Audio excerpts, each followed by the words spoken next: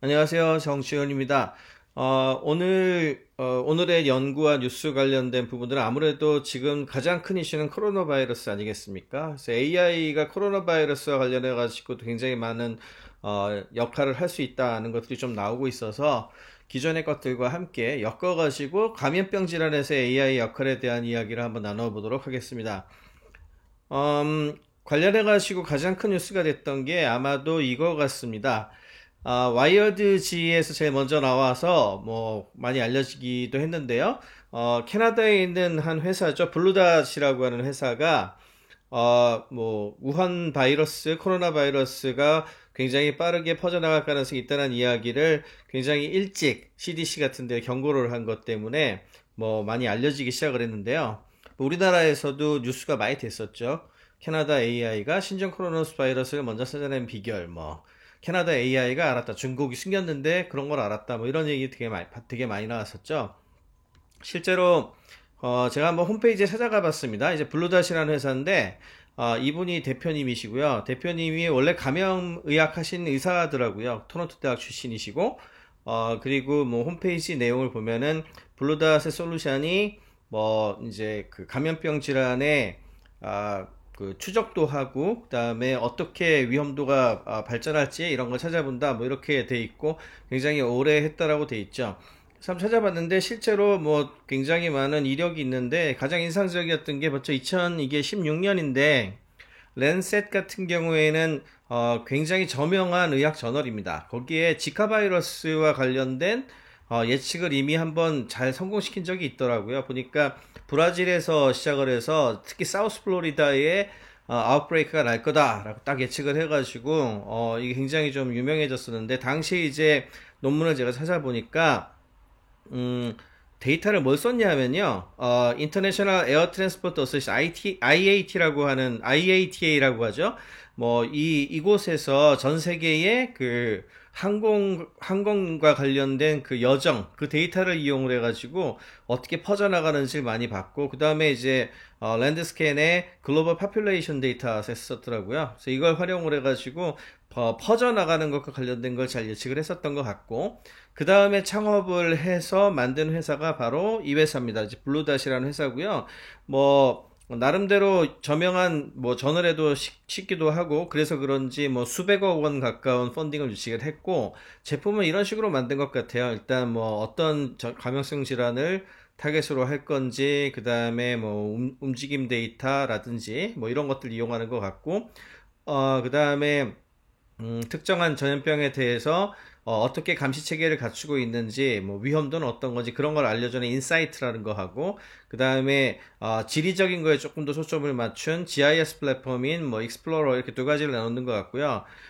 실제 인터뷰 내용이라든지 내용들을 확인을 해보면 내추럴 랭귀지 프로세싱을 많이 쓴다라고 돼 있어요. 머신러닝하고. 근데 이제 인상적인 건 65개의 언어를 쓰고요. 소셜미디어 데이터는 뭐 일각에서 알려진 것처럼 그렇게 많이 쓰지 않는다. 이렇게 얘기를 하고 있고, 되려 이제 뉴스라든지 각 나라별로 자국어로 뭐 지금 우한에서 무슨 뭐 감기 증상이 늘고 있다든지 이런 데이터들이나 뉴스가 나올 거 아닙니까? 그런 것들을 쭉 모아가지고 일단 어느 지역에서 어떤 것들이 나타나고 있는지를 모니터링을 하는 것 같고 그 다음으로는 퍼져나가는 걸 알기 위해서는 에어라인 데이터, 이 회사에서 원래 처음 많이 했었던 IATA 에어라인 데이터를 활용을 하고 그 다음에 뭐 동물 질환과 관련된 것들도 굉장히 열심히 리포트를 하는 것 같아요. 이것들 종합해서 이런 식으로 퍼져나갈 것이다라고 예측을 하는 것 같고요. 그리고 실제로 이번 코로나 바이러스 같은 경우에 확실히 뭐 한 일주일 정도 빠르게 번져나갈 것으로 예측을 했다고 하니 굉장히 좀 인상적인 건 사실이죠.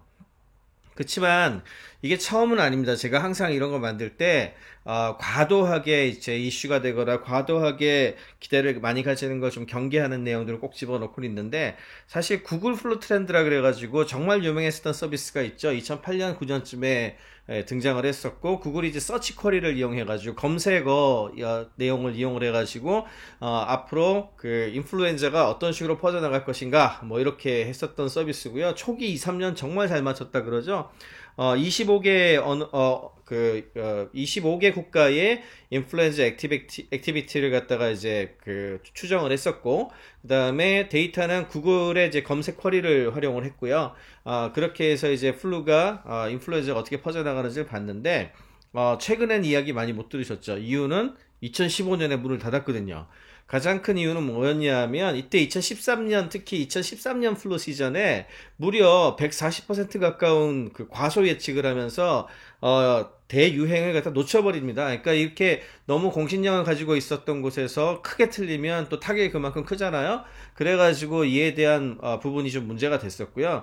실제로 이렇게 틀리고 나서 이제 그 연구자들이 연구를 해봤더니 가장 큰 문제는 뭐였냐면 초기 한 2, 3년은 이런 방식으로 예측을 해도 이게 잘 맞았었대요. 그런데 시간이 지나면 지날수록 쿼리 이제 그 검색과 관련된 질의 같은 거 내용도 많이 바뀌게 되고, 그 다음에 데이터도 조금씩 틀려지는 기미가 있었는데 그걸 적절하게 대응을 하지 못하고 그냥 방치를 했다가 2013년에 크게 터진 거죠. 그러니까 사실은 좀 한두 번 잘 맞췄다고 해가지고 그게 계속 잘 되는 게 아니에요. 이게 항상 투자도 많이 하고 교정도 하고 그래가지고 더 잘 맞출 수 있도록 노력을 해야 됐는데, 이미 그런 사인이 조금 있었음에도 구글이 잘 대응을 하지 못했다. 뭐 이렇게 이야기들을 많이 하고 있습니다.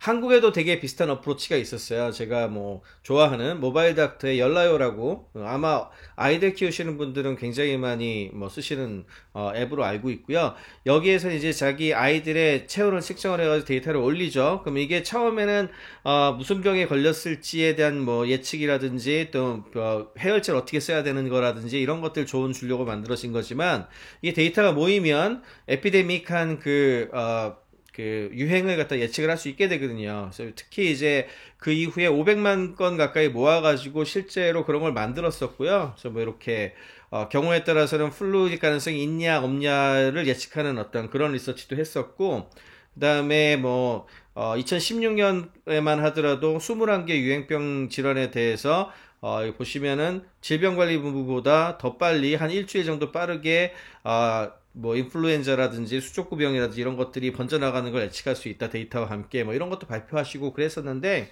캐나다의 블루닷처럼 뭐 그렇게 엄청난 투자를 받거나 그거 가지고 돈을 갖고 뭐 할 수 있는 게 별로 없으니까 사실은 그 이상으로 많이 진척을 시키지 못했던 것 같아요. 여전히 많이 쓰는 앱이지만. 그래서 어쨌든 이 분야에 대해서는 굉장히 많은 관심을 가지고 투자도 많이 하고 그 다음에 연구도 많이 할 그런 동기는 있는 것 같습니다. 마지막으로 열라요에서 그 제공을 했었던 2016년에 플루가 어떻게 지역적으로 퍼져나가는지 동영상 만들어 놓은 게 하나 있어서 그걸 한번 마지막으로 보면서 오늘 리포트 마치도록 하겠습니다. 네, 2016년에 서울부터 시작해가지고 이제 빨간색으로 변하는 곳들이 굉장히 핫하게 올라오는 지역들이에요. 그러니까 이런 식으로 데이터가 많이 모이고 그다음에 충분하게 리서치를 할 수 있으면 확실히 AI가 전염병 질환을 확산하고 방지하는 데 큰 도움이 된다. 이렇게 말씀을 드릴 수가 있겠습니다.